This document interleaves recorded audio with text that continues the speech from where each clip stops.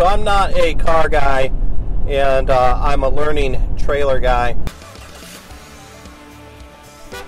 Along these roads we roam, we find adventure through traveling, camping, boondocking, and exploring. Hello everybody and welcome to Vlogcast episode number 98. My name is Russ. And I'm Kerry. And we are the roads we roam. If you can tell, we are filming from the road right now, so we're going to have a little bit of road noise, and I'm not going to be able to look at the camera as much as usual. But we had to get this video out, and this was the only way we could do it because we are traveling today.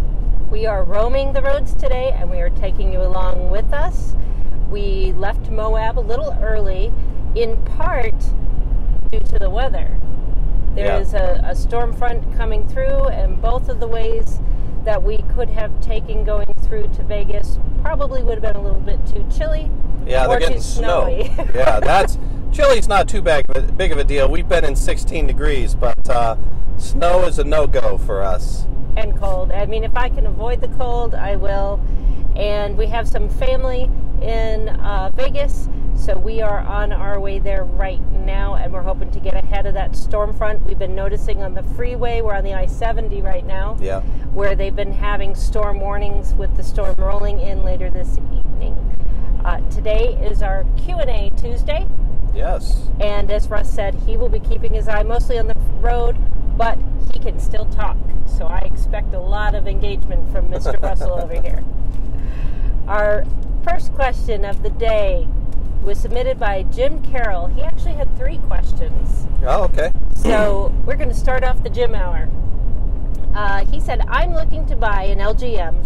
What things need to be changed? I know you guys added cabinet doors, locks, you changed the electric trailer jack, and you added privacy shades to the shower. Is there anything else that you would change? So I know Jim's been watching because he is 100% correct.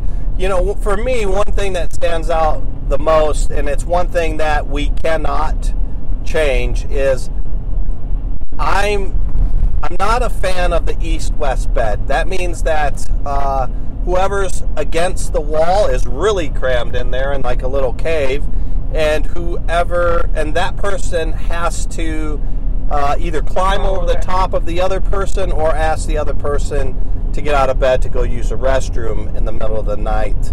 But really, that's the only changes I can think of. Maybe add another 100-watt solar to that, which the 2019s have already done. You bring up what I would have changed, and I don't know if the 200-watt solar would fix that. The reason why we usually use our generator is for your computer. Yeah, no, it wouldn't. We'd have to have an inverter at that point. So I would like to have a setup where we could have a little bit more functionality for our electronics while we're on. But that's just for our own. So yeah, I'm seeing what you're saying. Maybe put another 200-watt, get a lithium battery on there, and have an inverter, and then we could run the computers off of that. Yep. But other than that, I mean, the space is well laid out. We have more than enough storage space, and I like the aesthetics. The windows are still my favorite thing. Oh, yeah. We have been in some very warm areas recently. We have not had to turn on the AC yet at all. Yeah, I mean, it's been in the high 80s, 87, and when other units around us have been running the AC, all we've had to do is open up the windows and maybe pop that fan on there, and you get a beautiful breeze that comes through. Exactly. On to question number 2. Jim also has worries about the mirror in the shower. He's worried about if water gets behind it. He thinks that mold will grow there. How would we clean it? So I took a look at it. There are little screws. It's kind of like those mirrors that you can buy really inexpensively at Walmart and Target, and you can put on your closet door. So all you have to do is unscrew that, slide the little holder, and you can pull the mirror off, wipe it down, let it dry, and put it back up if that was your concern. Yeah, and here's another thing too, is it's a dry bath, it's a wet bath. So it's not like a normal shower where you've got water just going everywhere. You're kind of turning it on quick and fast, so you don't fill your tank, so you don't go through the hot water, and you're aimed where you want to be aimed. So I don't think that's a very big deal. If that was something that you're worried about, I would imagine, just like what Kerry said and what I'm saying, about very quick bursts and you're aiming where you want it to go, I think that's a non-issue. And you still have a way to clean it. That's very easy. Yep. Question number 3 by Jim. Before you leave to go on your next adventure, you always check your lug nuts on your trailer. Are the lug nuts different than the ones on your truck? If they are, what's the difference? Okay. I will field this to you. Okay. I'm not a car guy, and I'm a learning trailer guy, but we did read that we've seen that not only Liberty Outdoors, but some of these other single axle trailers have had issues where the lug nuts came off and the tire went flying. Joyous Voyagers, Corey and Daniel actually had that happen to them. So it takes 5 minutes, not even 5 minutes, 2 minutes to check both wheels, and it's a safety issue not only for us but somebody else. So that's why I do it. Now I will qualify my statement with when we first retightened our lug nuts, they would move. They moved at the 50, they moved at the 100, and they moved at the 150. Mile marks. But since then, they have not moved in over 2,000 miles. So I guess once you get them set, you probably don't have to do that very often. But for me, it takes 2 minutes, and then I have peace of mind while I'm driving down the road. So that's why I do it. It's just part of your normal getting ready to hit the road routine. And I feel a little bit better. He will admit to the fact that I always ask that. That's the last thing I ask before I get in the car, because he usually does it while I'm inside battening down the hatches and cleaning up everything so I don't see it. And it's just a habit we've gotten into, and I'd much rather take the time to do it up front than to deal with the mess in the back. On to question number 4. This was submitted by Joe Robinson. Oh, okay. And he wants to know, do you know if a black tank flush is available from the factory? So, no, there is no black tank flush on these units, 2018, 2019. Who knows what they're looking at for 2020, but they do sell rods that you connect a hose to. You take it inside, stick it right into the toilet, down into the black tank, turn it on. It's got multi-directional sprayers, and that will help flush your tank. It's my understanding that they're not very expensive either. No, they're pretty cheap. We haven't gotten one yet, but what we have done is we will turn the water on, we take the shower, and we'll point it down in that area. Yeah, it's not really for flushing, though. That's just to add more water to the black tanks, because a lot of times people will go and just use the restroom and not kind of pre-fill that black tank. You need to have water in there if you're doing number 2, because you're going to create a poo pyramid, to be kind of gross. That was one of the terms we learned at the escapade. So you need to have water in there to help swish that stuff so it doesn't just hit the bottom and stay, and then next time hit the bottom and stay. Next thing you know, it builds up. That's another reason why when you're at a campgrounds, you don't open your black tank and just allow everything to flow down, because the poo isn't going to flow down. The poo is just going to plop right where it stays, but all the liquids that ensure that the poo doesn't start to build up will go down. Just when you get to a campground, you see a lot of people just walk around a campground, and you will see people that are hooked up to their sewers. A lot of them will have their black tank just left open. Not a good idea. Good to know. That's an extra little tip. Yep. On to question number 5. Now, this was the same question asked by 2 different people this week. Oh, okay. So I wanted to make sure that we put it on there. And they want to know, when are our live streams? So our live... excuse me.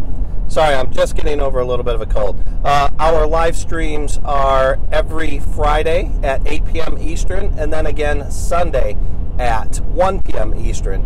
If you do miss those, we do have them for playback, but we always enjoy having you all join us. We've been having a good amount. We usually average about 30 to 40 people inside either one of those live streams, and they're great people. We have a lot of fun, a lot of interaction, not only between us, but between y'all, too.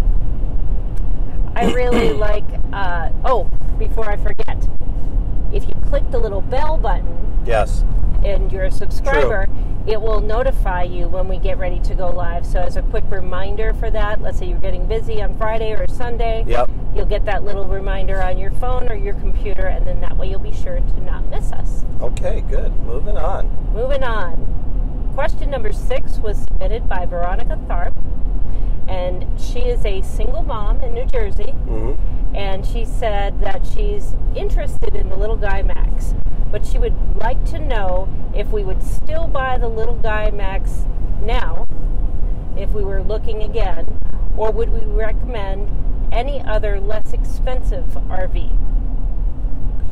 So, yeah, I would. For the main reasons that we bought this unit, all the windows, the openness inside, that you don't feel like you're in a cardboard box when you look at other units this same size. And then that cost, that initial cost, it has a lot to do with quality. You don't have pressboard in there. You have real maple cabinetry. And I think that it's built to last. So I would, but really, if it comes down to you're not going to be able to hit the road because of you're not able to purchase a Little Guy Max, there are a lot of other units out there that are cheaper that will get you on the road too. You know, I mean, one that comes right to mind is the new Camp Rover from Liberty Outdoors. It's the same unit as this, except it's missing some of the windows. Now, for Carrie and I, that was one thing that drew us, so we would rather have this. But that price point is a lot lower. That might be something that you could check out. Yeah, you'll still get a lot of that quality. Yeah, they're still hardwood cabinetry, and they're all maple. I think you have one less TV and the windows, and it makes it a lot lighter. Yep. So if weight is an issue, whether or not... Your gas mileage is going to be better, too. Your gas mileage will be better, but a lot of people may not have a vehicle that can tow heavier things. So if you have an SUV, something like that, will be within that you don't have to go buy a new vehicle as well. You know, one thing she did mention, too, was that she was a single mother. I don't know how many kids you have, whether you have one or two or not, but the Camp Rover also has a bunk bed over where the dinette is. It still has a dinette, but it also has a bunk bed, so you can put 2 kids to sleep there. And Veronica, I will make sure we had covered it in one of our RV news segments when they were at RVX, so you could search on our website for that, but I will also email you some of those pictures that we posted on there. They do not have it up yet on the Little Guy website. However, they are available for order if you contact your local dealer. And for anybody looking, now Veronica had already said she likes the look of the Max, but she never saw one in person. She lives in New Jersey. If you want to find a dealer that is close to you, whether you are in New Jersey or anywhere else, if you go to the GoLittleGuy.com website, look up at the top, they do have a link to find a local dealer in your area. There you go. Good info. Now, we had a last-minute question that I did not put on here, but we got this morning from Miss Janice Day, a.k.a. my your mom. And it was a very good question, and she insisted that other people would like to know this, so I agree with her. Valid. She wanted to know how we take care of the dog's vet needs while we are on the road. Yeah, you handle that more, so I'm going to let you answer that. Okay. We go through Banfield, and one of the reasons why we did that, we can have instant access to the vet records anywhere on the road, either online or we can swing into any PetSmart where there's a Banfield location. We pay our monthly fees, and that covers their office visits, their shots. You get discounts on emergency services that you would need. So as we travel to some remote places, obviously if something happened, we always kind of look ahead for a local vet in the area, just in case. But as we pass through bigger areas, for example, we're going through Vegas this week, and I was able to schedule them to get their annual exam, get them updated on their shots again, drop them off in the morning, and then usually right after lunch they're all ready. But we have run into a few instances where you're checking into the campground and they need your vet records. Let's say it's put away somewhere or you lost them and you couldn't find them. you can either go online or you just can pop into any of the Banfields and they'll print it up for you at no charge. Yeah, exactly. And that has really come in handy, and it minimizes the costs and just gives you that peace of mind. So that's how we take care of the dog's vet needs while we're on the road. Mm-hmm. Did you have anything else for the group today? Nope. No, he's busy focusing. We are looking at some gorgeous mountains covered in snow right now, but they're far away. And we're going to be taking a left onto the 15 here in just a few minutes, making our way south to Las Vegas. Getting out of the snow range. And I've been looking at the temperatures. It's supposed to be in the 70s. Oh, those are nice. So we're chasing that 70 for sure. We're going to be at a resort. We've been doing a lot of boondocking here lately. But the reason why we chose a resort, another reason we're going to Vegas too, is we need to get some repairs done on Black Betty, which is our tow vehicle, our 2014 GMC 5.3 V-liter V8. He knows that now. But we need to get some, we want to get a tune-up before we head out to Alaska, and we also want to get the AC looked at because it's not holding a charge. It is not working at all, which up until this point, we really didn't need it, but the last, week or so, there's been a couple times driving around where it would have come in handy. Yes, yeah. So that's all we have for now. If you have any questions and you want to see them featured next Tuesday on our Q&A segment, leave a comment below, or you can get a hold of us at theroadsweroam.com. Click on that contact page where we will get your message directly, or you can even leave us a voicemail. You click on the little orange tab on the side of any of those pages that says leave voicemail. You can also find us on Facebook, Pinterest, Instagram, and Twitter. That's all we have for today. We will see you tomorrow for our RV News Wednesday. Bye. Bye.